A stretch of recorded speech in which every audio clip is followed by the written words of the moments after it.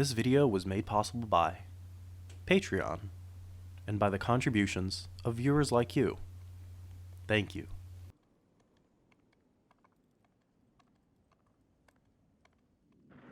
Since its announcement, I felt anxiety about the Shadow of the Colossus remake. My affection for the original is almost painful sometimes. Painful in the way art becomes when it moves you in ways you can't quantify or measure. So this remake had me nervous. Not because I yearn for it to bring back those old feelings, but because the original, to this day, is a game that feels so aesthetically complete, without the need for revision. And remakes are, by definition, revision. That's fine. On its own, it's no problem, and I love plenty of remakes for the reinterpretations of the original. I've said before that games are part of the modern myth. Remakes are the retellings, the way we pass those stories on to the next generation, socially and technologically speaking. And so another chance to tell the parable of Wander and the Colossus is welcome. But sometimes these retellings leave something out, or embellish in ways that change the character of the original myth. And in chasing the specter of the real, this remake falls into that trap. The Forbidden Land is a hostile place. Harsh sunbeams saturate the surfaces that darkness doesn't touch. Its fields are barren and arid. It's the skeleton of an abandoned world, often with a color palette to match. Its pathways are the marrow of the bones, the rib cage containing the colossi, the world's last living organs.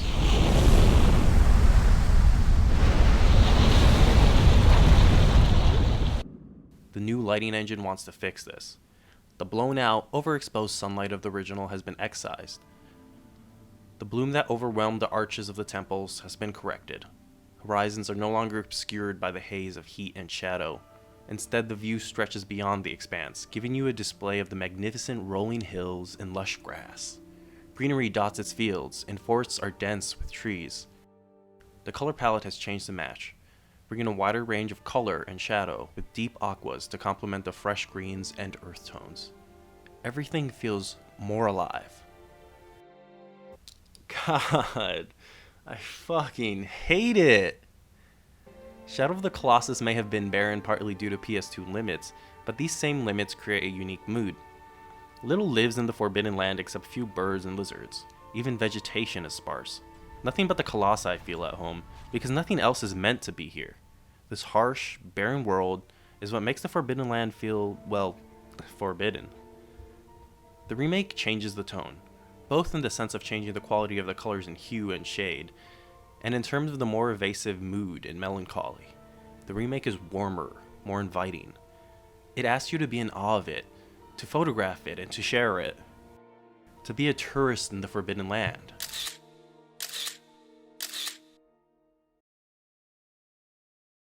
Yeah. Shadow of the Colossus is still a beautiful game. On PS4, it just happens to be beautiful in the same way that several other modern games are. And at the heart of it, this is my core problem with the remake. It's not that it's a bad game, or an ugly one, or that it straight shouldn't exist. It's that it aims for a certain type of realism that fetishizes the qualities of new technology. It's representative of an ideology of technical improvement above all else.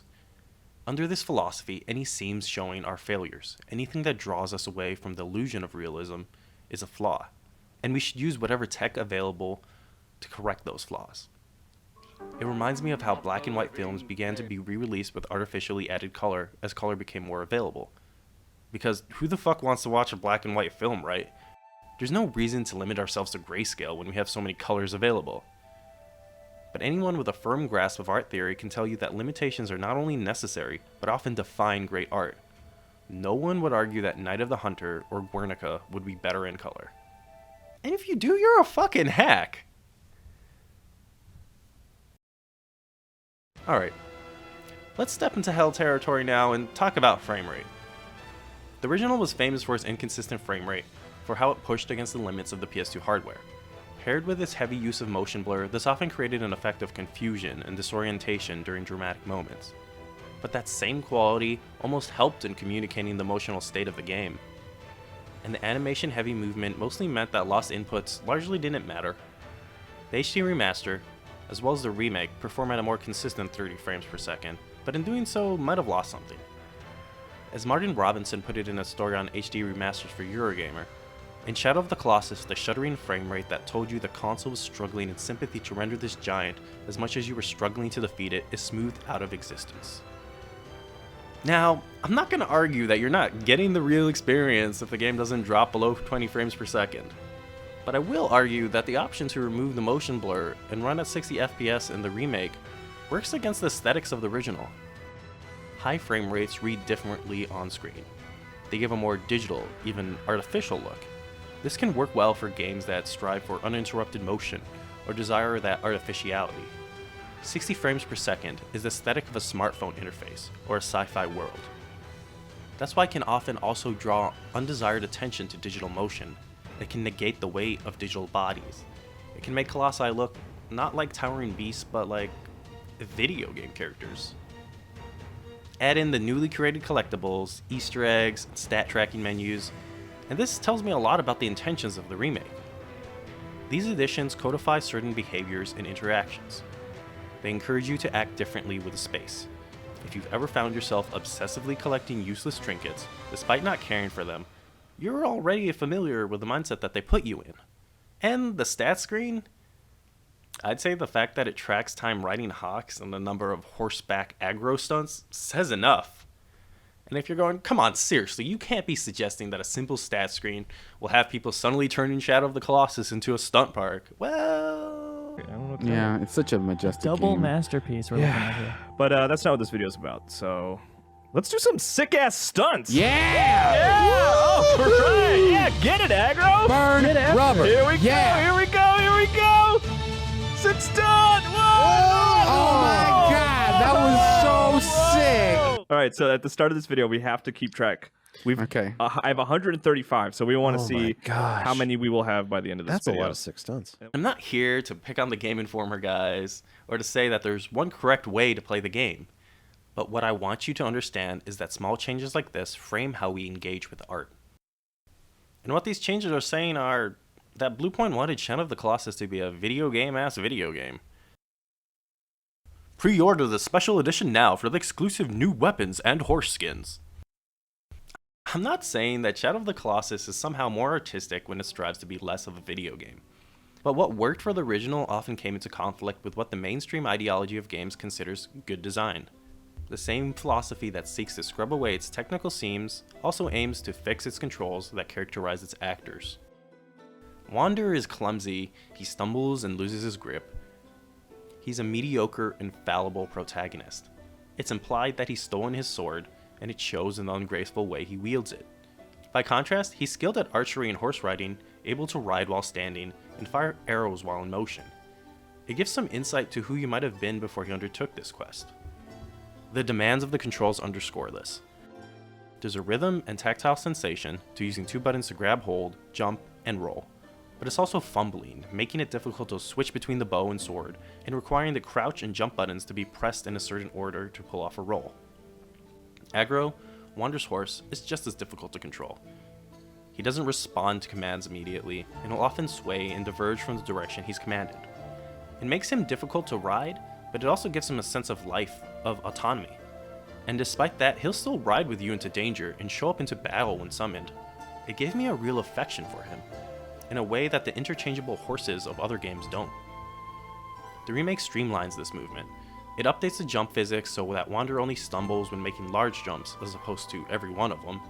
Maps roll to a single button, has dedicated buttons for switching weapons and aiming the bow, speeds up swimming, and gives you an indication when aggro's speed is maxed. In their own words, Bluepoint aimed to preserve the deliberate feeling of the original while making it more in line with games like Uncharted and Horizon Zero Dawn. And to their credit, they do offer the classic layout as an option as well. But the underlying changes remain, and they bring the remake closer in line with the standards of modern games. And honestly, having a consistent standard for controls isn't a bad thing to itself, but we shouldn't make the mistake of thinking of controllers as nothing more than devices to translate player control. Controls convey weight and intent, and there's something lost when we homogenize them into the same smooth controlling mechanical interfaces. These problems seem like nitpicks, but an important part of Shadow of the Colossus is how minimalist it is in its design. And minimalist design requires careful consideration to keep its elements balanced and effective. The fewer elements there are, the more important each of them becomes. The original Shadow of the Colossus is a game made by subtraction. It began as a broader game, then was cut away until it found the balance that worked. The remake's reaction to this is to add a whole bunch of stuff on top of it. Again, these changes don't make this remake a bad game. By many accounts, it's actually an excellent one, worth playing on its own merits. But as an update, it's misguided and careless. Too excited about what it can do to consider if it should. If this remake could exist alongside the original, this would feel like less of a problem. But inevitably, the march of progress will leave it behind, and the popular opinion will become that the original was a flawed first attempt that the remake got right. There's already talk about how this remake exceeds the original, and how it's so good it erases the original. And to me, that's a horrifying idea. Even researching this was difficult, because every search came up with results about the remake. Older articles and reactions to the original game have already become difficult to find. What's going to happen in a few years if this continues? It's so frustrating because we're already dealing with the rapid destruction of the medium's art history. And the attitudes behind this remake, the philosophy of technological progress above artistry, are the same ones that let this erasure of history happen.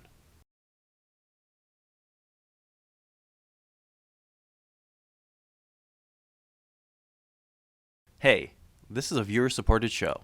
If you like this video, consider donating on Patreon or buying me a coffee. And if you're interested in more on some of the topics covered here, check out these other videos and writing. Links in the description. If you're looking for a counterpoint to this video, check out my previous video on why we shouldn't hold the classics of video games so sacred. Look, I'm not without a sense of irony, okay? Also, check out my video on All Our Asias, a game which demonstrates how the grainy aesthetics of early 3D can be used to enhance the sense of surrealism. If you're looking for something more specific to Shadow of the Colossus, Kathy McCarthy and Gareth Damian Martin each have stories on US Gamer and Eurogamer respectively that tackle the effects of the remake's changes and situate them in art history. If you want something on how controls communicate intent, check out Joseph Laray's essay on how Shadow of the Colossus' controls do exactly that. Follow that up with Gareth's A Landscape of Memory, a personal tale that examines how Shadow of the Colossus' landscapes evoke the specter of death. Next, check out the Abnormal Mapping podcast on Shadow of the Colossus, which brings a fresh 2018 perspective to the original and a refreshing discussion of it. And finally, check out Lana Polanski's Against Flow and Heather Alexandra's follow-up, which each deconstruct the idea of flow and the ways that we often fail by aiming for a seamless design that always challenges but never frustrates players. That's all for now. Stay tuned and subscribe for the next video. Peace!